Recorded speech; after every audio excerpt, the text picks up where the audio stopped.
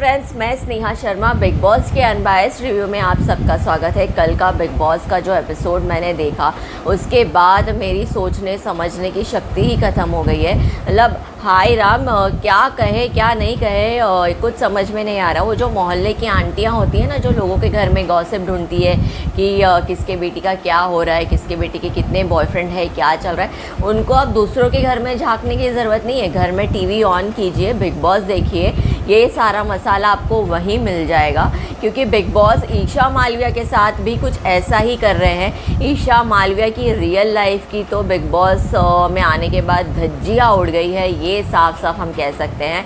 पहले अभिषेक के साथ उन्होंने काफ़ी चीज़ें एक्सेप्ट की, नहीं की, फिर अभिषेक के ऊपर स्टेज पर काफ़ी ज़्यादा एलिगेशंस लगाए। उसके बाद घर में आने के बाद उन्होंने अचानक से अभिषेक को माफ़ करके उनके साथ दोस्ती का रिश्ता रखकर उनके साथ बेड शेयर करना चाहा, उनके साथ रिश्ता आगे बढ़ाना चाहा। जब बॉस में ईशा मालविया के रियल बॉयफ्रेंड की एंट्री हो गई है तो पहले ईशा उसे भी नकारती रही कि ये मेरा बॉयफ्रेंड नहीं है, ये मेरा अच्छा दोस्त है। उसके बाद जब उन्हें डराया गया कि वीकेंड के वार पर ये हो जाएगा वो हो जाएगा, जैसे रश्मि देसाई के हस्बैंड का खुलासा किया गया था, सीक्रेट शादी का खुलासा किया गया था, वो अरहान खान उसके साथ उस पीठ पीछे उसके घर में क्या क्या कर रहा है उस चीज़ का खुलासा किया गया था। उसी तरह तुम्हारा भी तमाशा बनेगा। सलमान खान वीकेंड के वार पर किसी को बख्शते नहीं हैं। अगर तुमने मेकर्स के ऊपर सवाल उठाकर उन्हें झुटलाने की कोशिश की तो वीकेंड के वार पर तुम्हें इसका रिपोकर्शंस झेलना पड़ेगा।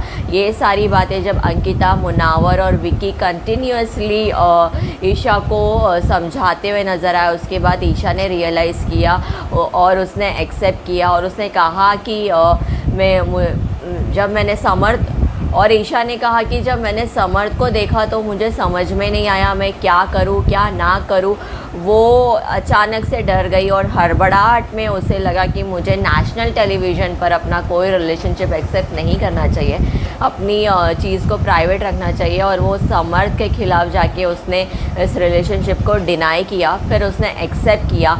उसके बाद समर्थ के बारे में काफ़ी अच्छी चीज़ें उसने अंकिता को बताई, कैसे वो साल भर से उसका ख्याल रखता है। बाकी घर वालों को भी थोड़ा बहुत कुछ बताया। लेकिन उसके पहले ईशा मालविया की वजह से अभिषेक और समर ने इतना बड़ा रायता ऑलरेडी फैला दिया था। अभिषेक का रोना धोना वो हमें थोड़ा जेन्युइन भी लगा, लेकिन उसके बाद जैसे ही तुरंत उनका रोना शिफ्ट हुआ, वो ईशा मालविया के पास जाकर समझाते नज़र आए, रिलेशनशिप को एक्सेप्ट कर लो। बाकी घर वालों को बताते नज़र आए कि मुझे पता था कि वो इसके साथ रिलेशनशिप में है, लेकिन उसने यहाँ आने के बाद डिनाई कर दिया कि तुझे मूव ऑन कराने के लिए मैं ने ये चीज़ कही थी, इसीलिए मैं फिर से पिघल गया। मतलब कहीं ना कहीं वो तुरंत ही घर वालों को ईशा के अगेंस्ट करते नज़र आए। वहीं समर्थ जब से घर में एंटर उन्होंने किया तब से मुझे लग रहा था वो भर भर के एक्टिंग कर रहे हैं। उनका फेशियल एक्सप्रेशन ऐसे दिख के लग रहा था कि वो काफ़ी ज़्यादा ओवर एक्टिंग कर रहे हैं। भले ही वो सही कह रहे थे, लेकिन वो जिस अंदाज से कह रहे थे मुझे तो बिल्कुल नहीं लग रहा था कि वो ईशा मालविया का गेम स्ट्रॉन्ग करने या उनकी छवि को बदलने आए। उल्टा मुझे लगा कि वो ईशा मालविया का ग्राफ और नीचे गिराने आए हैं, उनकी इमेज लोगों के सामने और गिराने आए। जिस तरीके से आकर उन्होंने अपने रिश्ते का ढिंडोरा पीटा, ईशा पर इल्ज़ाम लगाए, घर वालों के सामने उन्हें झूठा कहा, उसके बाद उन्होंने अभिषेक से जिस तरह से लड़ाई मोल ली, ये सब ड्रामा देखते हुए लग रहा था कि एक टीआरपी के लिए बिग बॉस ये सब कर रहे हैं। ये सब टीआरपी की वजह से किसी की पर्सनल लाइफ से इस कदर खेला जा रहा है, या सेकेंड साइड से अगर सोचा जाए तो कहीं ना कहीं इन तीनों को पता था कि ये तीनों इस शो में आने वाले हैं और ये भसड़ मचने वाली है, और ये तीनों कहीं ना कहीं इस चीज़ के लिए तैयार थे और अपनी पर्सनल लाइफ की धज्जियाँ नेशनल टेलीविज़न पर उड़वाने के लिए ये तीनों तैयार थे, या ये तीनों ही ये चाहते हैं कि हमें बिग बॉस में रहना है, आगे बढ़ना है, तो कि कुछ भी करना पड़े हम अपना फुटेज लेकर रहेंगे। तो अब मुझे समझ में नहीं आ रहा कि मैं क्या कहूँ। इन तीनों को यहाँ नहीं बल्कि टेम्पटेशन आइलैंड जो जियो का नया शो आ रहा है वहाँ होना चाहिए था। वो उनके लिए परफेक्ट जगह थी, क्योंकि वहाँ पे रिलेशनशिप्स का ही खेल चलने वाला है और जैसा खेल ये खेल रहे हैं उस शो के लिए बिल्कुल परफेक्ट है। लोग ईशा को चिढ़ाते हुए भी नज़र आए कि तू बस यहाँ से निकल और उसके बाद तेरा स्वयंवर होने वाला है। विकी ने कहा मैं और अंकिता मिलके तेरा स्वयंवर होस्ट करेंगे। समर्थ ने अभिषेक के ऊपर काफ़ी संगीन एलिगेशंस लगाए कि वो इतना एग्रेसिव था, ईशा के ऊपर चाय फेंकने वाला था गरम, ये करने वाला था, उसने वास थोड़ा इस तरीके से ईशा को हार्म करने की कोशिश की। तो ये सारे तो बहुत अहम संगीन इल्ज़ाम है जो समर्थ अभिषेक पर लगाते नज़र आए और वो कहीं ना कहीं अभिषेक को अपना टारगेट बनाते हैं। लेकिन अभिषेक को लेकर जैसा समर्थ का रवैया है वो कुछ ज़्यादा ही ओवर एक्टिंग कर रहे हैं। वो कह रहे हैं कि मेरे घर में आने के बाद क्या हो गया, तुम लोग ऐसे क्यों बिहेव कर रहे हो, एक साथ फिर से बेड शेयर करो, नॉर्मल रहो, ये रहो। ऑब्वियसली चीज़ है, जब आप सामने हो तो इक्वेशंस थोड़ी बहुत बदलेगी ही, लेकिन आप इतनी ओवर एक्टिंग क्यों कर रहे हो हमें समझ में नहीं आ रहा। पहले तो आपने काफ़ी टाइम तक ईशा को ना माफ़ करने का खींचा, इतनी ओवर एक्टिंग की, उसके बाद तुरंत आपने भी ईशा की तरह ही उसको माफ़ कर दिया। और ईशा के तो भाई क्या कहने, जो कल तक अभिषेक को संभाल रही थी, मैं जानती हूँ उसे कैसे काम डाउन करना है, मैं जानती हूँ उसे कैसे हैंडल करना है। अभी मुनावर, रिंकू और अभिषेक और ये सब ग्रुप में बैठ के ऑलरेडी शायरी कर ही रहे थे, उस बीच ईशा आकर वहाँ बैठी तो मुनावर ने सिचुएशन के हिसाब से अभिषेक और मुनावर ने एक दूसरे के साथ आई कांटेक्ट करते हुए शायरी मारी और ईशा ने तुरंत जाकर समर्थ से कंप्लेंट कर दी बच्चों की तरह। और समर्थ को तो चाहिए ही कि मुझे कोई फुटेज दे, क्योंकि वो यहाँ सिर्फ गेम के लिए आए हैं, ये तो उन्होंने साफ साफ खुद ही कल के एपिसोड में कह दिया है, वो ईशा वीशा के लिए नहीं आए हैं। तो वो तुरंत आए और भिड़ने लग गए कि तुम क्यों शायरी मार रहे हो, तुम क्यों ऐसा कर रहे हो। रिंकू धवन ने उस सिचुएशन को काम डाउन किया। उसके बाद हर कोने में इस ट्रायो को लेकर लोग मजाक उड़ाते हुए नज़र आए, पीठ पीछे विक्की, ऐश्वर्या, नील, मुनावर इस पर जोक पास करते हुए नज़र आए। उसके बाद अरबाज़ खान और सोहेल खान इस शो के रोस्टिंग होस्ट के तौर पे संडे का एपिसोड होस्ट करते हुए नज़र आए। उनकी होस्टिंग फर्स्ट एपिसोड के हिसाब से थोड़ी सी ठीक ठाक ही थी। सोहेल ज़्यादा उन्होंने बात नहीं की शो में, ज़्यादातर अरबाज़ खान ही बोल रहे थे। सबसे पहले उन्होंने समर्थ के साथ ही टेलीफोन पर इंटरेक्शन किया और समर्थ को बोला तुम अपना बोरिया बिस्तर बांध के निकलो, जो जिस चीज़ के लिए तुम आए थे तुम्हारा मिशन अब पूरा हो चुका है। तो उस बहाने उन्होंने समर्थ के मुंह से ये कबूलवा लिया कि वो इस शो में गेम के लिए भी आए हैं, गेम जीतना चाहते हैं, उनका फोकस गेम ही होगा।